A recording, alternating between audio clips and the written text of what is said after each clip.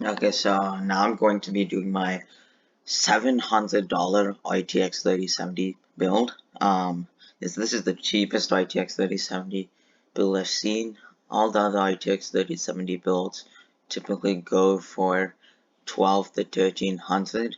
The only difference is I am not going to be adding the RTX 3070 to my cart, so basically going to be getting all the rest of the parts and making sure that's 200, and then adding that on to the $500 for the RTX 3070, and basically want to go for a non-bottleneck experience.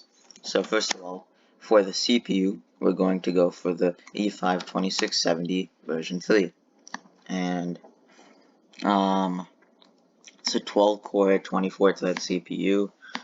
I know that sounds really good though. It's probably equivalent to a modern-day quad to 6-core processor. It's old, but the reason it's still relevant now is just because it was a server CPU, so it was incredibly ahead of its time.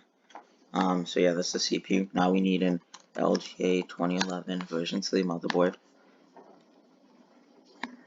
So we go buy it now and then sort from lowest to highest, and then view all the results.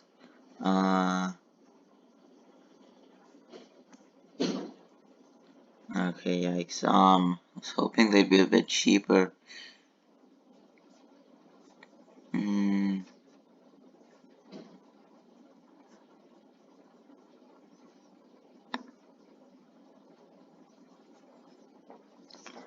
Let me see. X99 motherboards are also an option.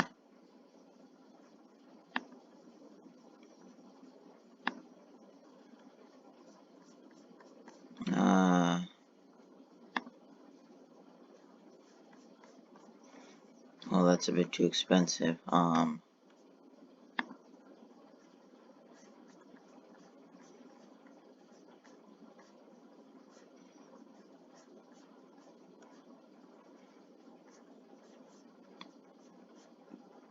yikes. I was actually hoping they'd be a bit cheaper. Okay, I saw one for like 45, just a couple. Okay, that is pricey. Okay, I was not expecting to have to pay that much for it, if I'm being honest. So, RAM, we're gonna go 2 by 8 gigabytes, DDR4, 3600 Corsair, so fast, 16 gigabytes of RAM. I don't want to cheap out on this because this is a pretty expensive build, and if you're getting an RTX 3070, you most likely want pretty decent experience. So, yeah. Okay, I was not expecting to spend that much on the motherboard. Okay, this might actually end up being an $800 RTX 3070 build then. So RTX 3070 requires 600 watts, but the recommended is 650. So we're gonna go for 650 watts. We want to go Thermaltake because that is a reputable brand. If we sort from, yeah, okay, 20 bucks for a 650 watt power supply. Okay, not bad. So at this point we have a CPU, motherboard, RAM, power supply. So pretty much, since we're not going to be including the GPU in this, the last thing we need is the storage. So because this is an RTX 3070 build, we want to make sure we get an SSD. I'm gonna go for a low storage SSD because I'm going to assume that you're going to store your games on a hard drive. So I'm not too concerned about SSD size. Yeah. It just has to be enough for the system to load. 16 gigabytes even for just the system, though, is a bit too small. I'll go for at least 60 to 80 gigs. Yeah, okay.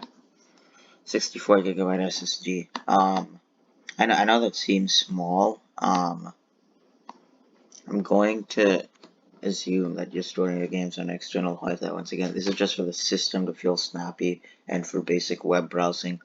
Obviously, all your apps are going to be on a hard drive. externally. So yeah, but because this is such an expensive build, even though it only added like an extra $10 to the cost versus a hard drive. So I wanted to make sure we went for an SSD just so the system itself can feel snappy. Um, but yeah, this is gonna run out of storage quick.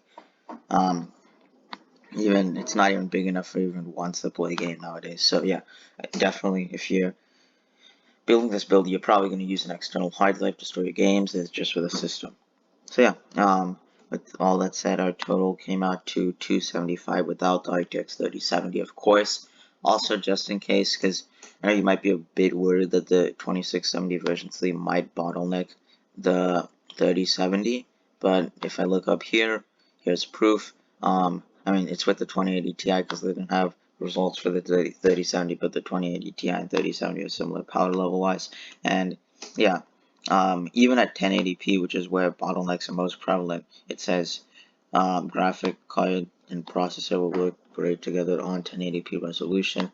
And if you most likely if you're getting a 3070, you're gonna play at 1440p and 4K, and at that level, like the bottleneck is legitimately not even existent. So, and even at 1080p, even if you are planning on playing at 1080p, it still will work great with the 2080 Ti, which is the same power level as the 3070. So yeah, this is just a build for you to wait on when 3070 is available. So you can get all these parts now or wait, and then once the 3070 is available, it'll be an extra 500. So it would be a $775 3070 build. Which, yeah, doesn't sound too bad for a non-bottleneck experience. Pretty much got everything we needed. I don't think we severely cheaped out on anything that will diminish our performance. Like, I didn't even cheap out on the RAM. Like, I still went for 16 gigabytes of high speed 3600 RAM, and I still, even though it's an older CPU, as you can see here, it won't bottleneck the 3070. So, even though it is a bit cheap, I don't think we cheaped out on anything much other than the SSD, I guess. But, yeah, the SSD we cheaped on a bit, but I think it's fine because you're gonna store your games on external hard drive anyway, and we still managed to get an SSD. So yeah, that's about it.